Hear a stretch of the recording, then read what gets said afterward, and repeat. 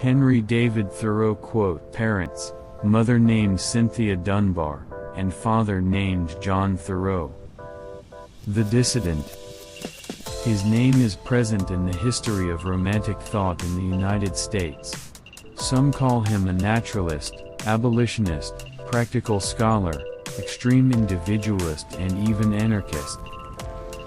Thoreau's character as a dissident can be seen from his relationship with the people around him. Thoreau is considered to have a personality that tends to be anti-mainstream by his colleagues. He once said, "They make their pride in making their dinner cost much, I make my pride in making my dinner cost little." He lives very simply.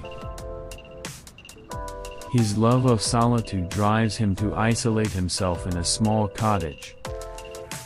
He lived very simply in the forest for 2 years, 1845 to 1847, away from the normal life of society, which he judged had gone too far into a materialistic lifestyle. From his experiences there, he wrote a masterpiece entitled Walden, 1854. Original title page of Walden's book with drawing by Thoreau's sister Sophia.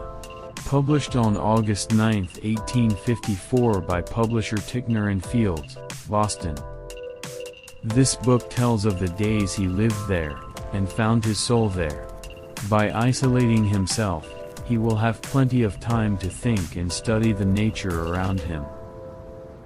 "I went to the woods because I wished to live deliberately, to front only essential facts of life, and I see if I could not learn what it had to teach, and not, when I came to die, discover that I had not lived."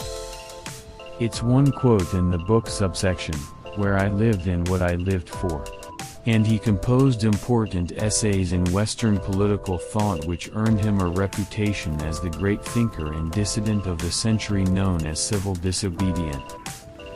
Civil Disobedience is one of the most popular essays written by Henry David Thoreau.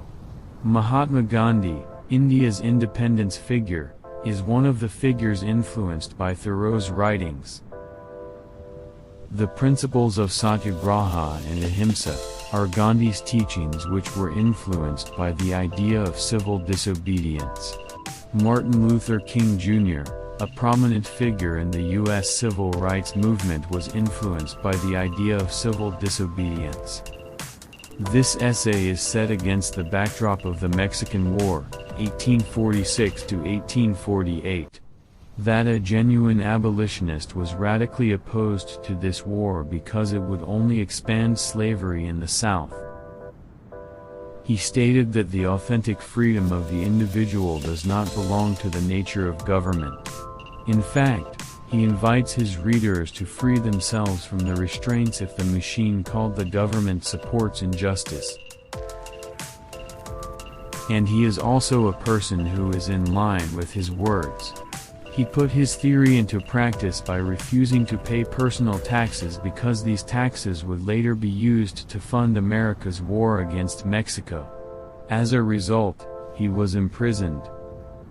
Thoreau has no regrets at all. Even in his essay he says, "The best place for an honest man is prison." Sometimes he is often considered utopian and becomes insignificant compared to the thoughts he conveys. The term civil disobedience continues to be used in Western political thought not only as a grandiose theory presupposing justice for every individual but also as a movement against laws and government policies that are considered totalitarian. This essay later inspired many generations to come, such as Mahatma Gandhi, 1869 to 1948, who carried out passive resistance, often called nonviolent resistance, for India's independence from Britain. This essay later inspired many generations to come, such as Mahatma Gandhi, 1869 to 1948, who carried out passive resistance, often called nonviolent resistance, for India's independence from Britain.